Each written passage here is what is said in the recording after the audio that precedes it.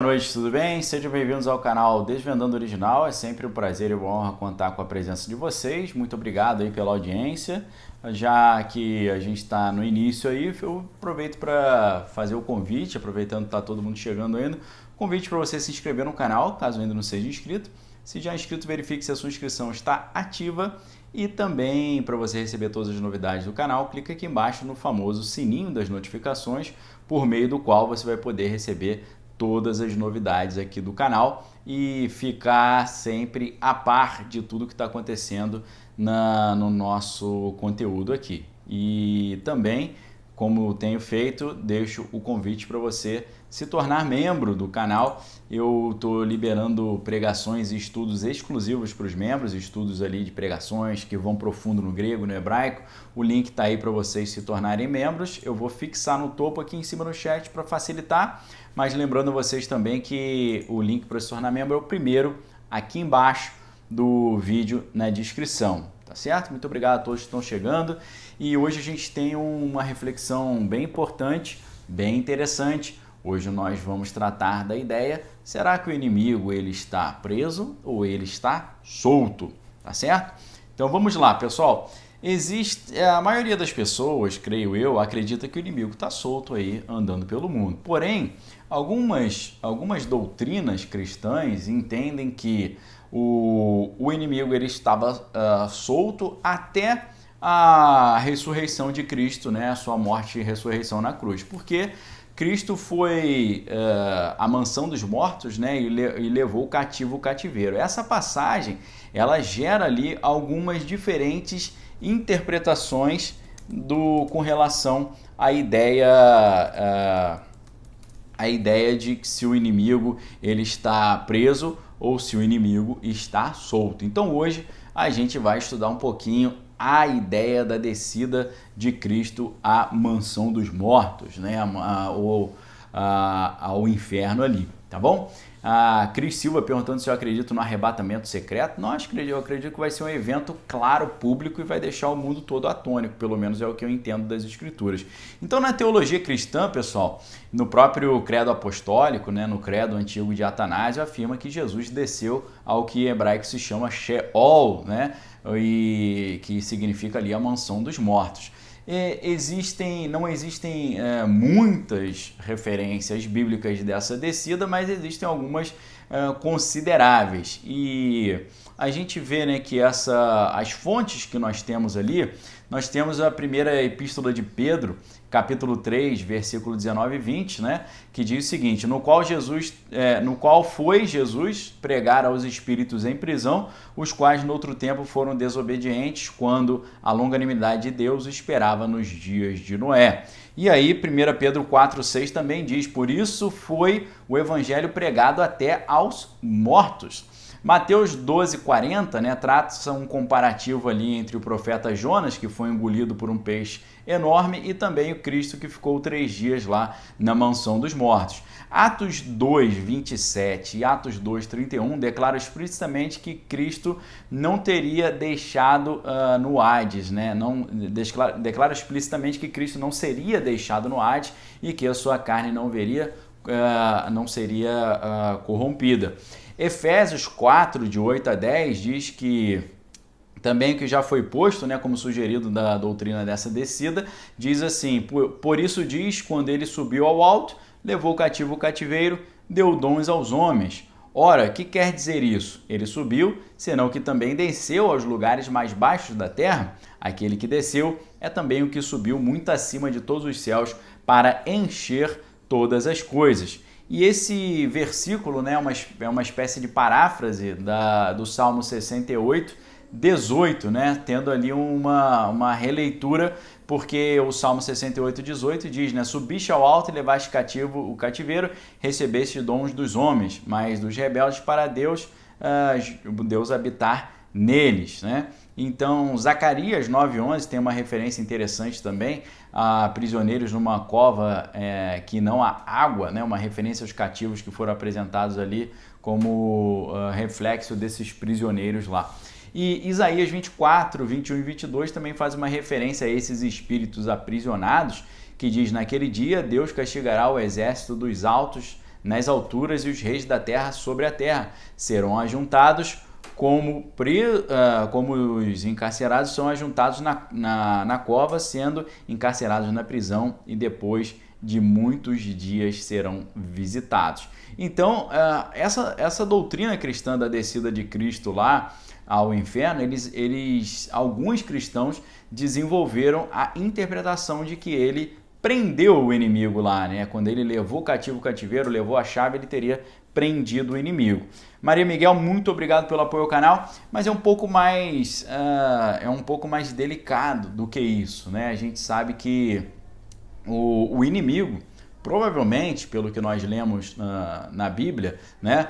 Antes da Bíblia a gente vê ele transitando várias vezes, levando Jesus para ser tentado no deserto, em Mateus 24, depois tem uma situação em que Cristo está conversando com seus apóstolos e Cristo fala, vamos embora porque o inimigo está vindo e ele nada tem em mim e tal. Então tem algumas passagens misteriosas e interessantes. Mas o que é curioso é que depois da morte e ressurreição de Cristo a gente não vê muitas passagens falando que o inimigo está ali transitando pela terra. Isso faz com que algumas pessoas tenham essa doutrina de que Cristo teria prendido o inimigo. Eu sou da opinião que ele está solto, mas ele transita pelo mundo com algumas restrições, porque ele estaria numa espécie de categoria especial, como se fosse aquela pessoa que estava encarcerada e saiu depois numa condicional. Ele está sob uma condicional, ele não tem aquela mesma habilidade que ele tinha de transitar para lá e para cá como os anjos fazem, né? Os anjos viajam pelo espaço na velocidade do pensamento, eles têm total liberdade para transitar dentro do nosso mundo criado.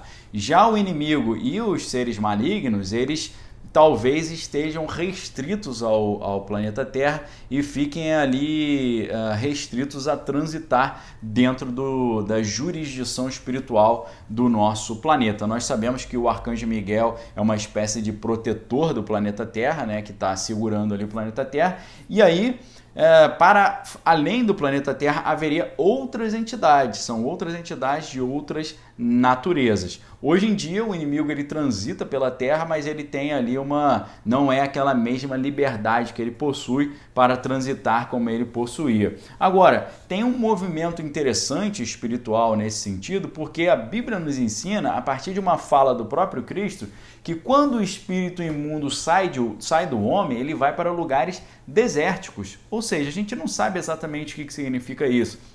A Bíblia chama de lugar, a expressão grega é anidros, né?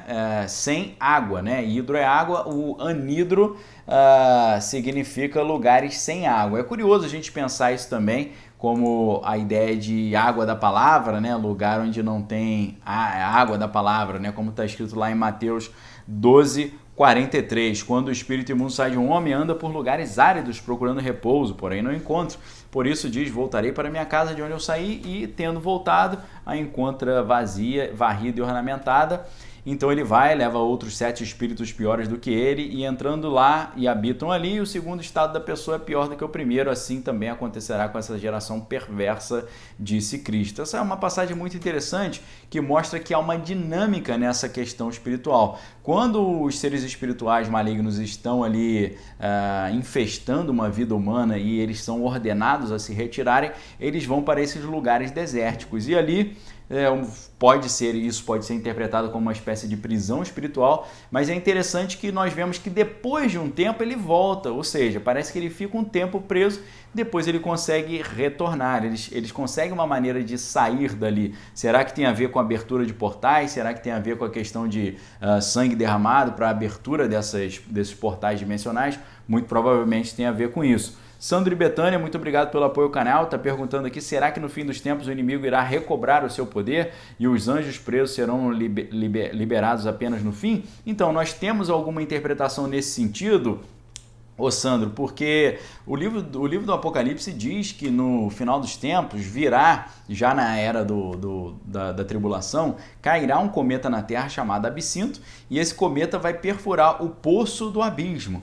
e perfurando o poço do abismo, é como se o cometa rompesse as cadeias que estavam lá no abismo, ele vai liberar alguns seres que estavam sim ali aprisionados, né? O inimigo conseguiu se livrar dessa cadeia, mas outras entidades ainda estavam aprisionadas e muitos membros aí de grupos secretos acreditam que eles estão trabalhando para ajudar a liberar dessas cadeias e seres que estavam ali aprisionados, que são fundamentais para instaurar o que a Bíblia chama de tribulação. Então, é interessante porque a Bíblia diz que esse cometa absinto, ele rompe essas portas do abismo e ele consegue liberar entidades que ali estavam presas. A Bíblia diz que saem dali seres que têm asas de gafanhoto, né, cabelos de mulher, um ferrão de escorpião e fazem um barulho, né, como se fosse um barulho de muito vento, né, e sai dali também o príncipe do abismo, que a Bíblia nomeia e chama de Apolion ou Abaddon. Então, algumas entidades ainda estavam presas lá e serão provavelmente libertas para o momento da consumação dos séculos, mas serão derrotados pelo sopro da boca de Cristo, que apenas com o sopro vai derrotar todo o exército do anticristo. Então, é muito interessante a gente perceber isso. Por quê? Porque nós somos uma espécie de policiais nesse sentido, nós cristãos verdadeiros, porque a Bíblia diz que o cristão veio, né, o Filho de Deus se manifestou para desfazer as obras do inimigo, e nós desfazemos essas obras lançando esses inimigos, esses demônios de volta para essas cadeias espirituais. Através do nome de Cristo, ele mesmo nos prometeu que no nome dele nós expulsaríamos os demônios, e quando a gente expulsa os demônios, nós estamos mandando essas entidades de volta para essas cadeias, ainda que elas fiquem ali provisoriamente. É um poder maravilhoso que Cristo concedeu à humanidade. Inclusive, tem uma passagem muito interessante no Novo Testamento em que os discípulos chegam a Cristo falando: Senhor, nós estamos muito felizes porque os demônios se sujeitaram à nossa palavra quando nós usamos o teu nome. Em teu nome nós expulsamos os demônios. E aí Jesus olha para o céu e fala: eu vejo o inimigo caindo dos céus como um relâmpago. Né? E depois diz para eles: não fiquem felizes que os demônios se sujeitam à sua palavra, mas fiquem felizes, pelo contrário, pelo fato de os vossos nomes estarem escritos no livro da vida. Então, toda vez que a gente, em nome de Jesus, expulsa o demônio, expulsa um espírito de enfermidade, um espírito de medo, um espírito de pânico, de desespero, de depressão, a gente está derrotando o inimigo, porque Romanos 16:19 diz que o Deus de paz esmagará Satanás e o poder do inimigo debaixo dos nossos pés. Por isso eu digo para você, exerça esse poder, porque os demônios estão soltos pela terra, mas você tem poder através do nome de Cristo de mandar esses demônios saírem de dentro da tua casa, de dentro da tua vida, de dentro da sua vida financeira, de dentro da sua vida sentimental, de dentro dos seus relacionamentos, de dentro da sua parte psicológica, da sua saúde física, da sua saúde mental, para que você possa prosperar em Cristo Jesus, fluir com o Espírito de Deus, ser conduzido pelo vento do Espírito, manifestando sinais, prodígios e maravilhas e obras sobrenaturais, fazendo ali o que Cristo nos ensinou a fazer, que é desfazer as obras do diabo.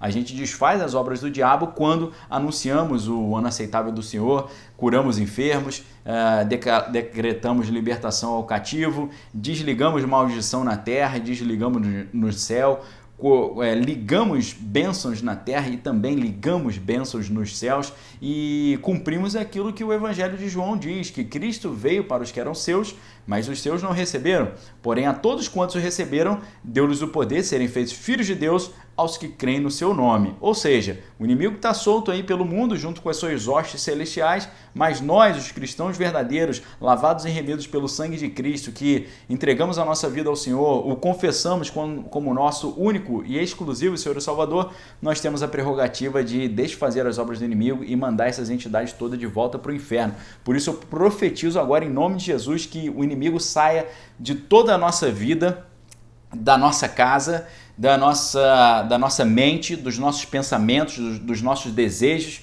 que ele seja repreendido em nome de Jesus. Nesse momento nós exercitamos esse poder dado por Cristo. Cristo falou: em meu nome expulsarão demônios. Então eu declaro em nome de Jesus o demônio expulso da tua vida espiritual, da tua vida sentimental, da tua vida profissional, da tua vida financeira, dos teus relacionamentos, da tua família, da tua casa. Eu declaro que você e a sua casa são bênçãos do Senhor, que o Espírito Santo possa fazer morada na sua vida, fazer morada no seu trabalho, na sua casa, nos seus sonhos, nos seus planos. Busque primeiro o reino de Deus e a sua justiça, as demais coisas serão acrescentadas. Em nome de Jesus eu profetizo libertação e peço a Deus para derramar do Espírito Santo sobre a sua vida, concedendo poder para desfazer as obras do inimigo. Você é um instrumento de Deus para o anúncio da salvação em Cristo Jesus, para que os demônios corram em retirada, porque a palavra de Deus nos ensina que o inimigo vem por um caminho, mas ele vai embora atônito por 7 caminhos,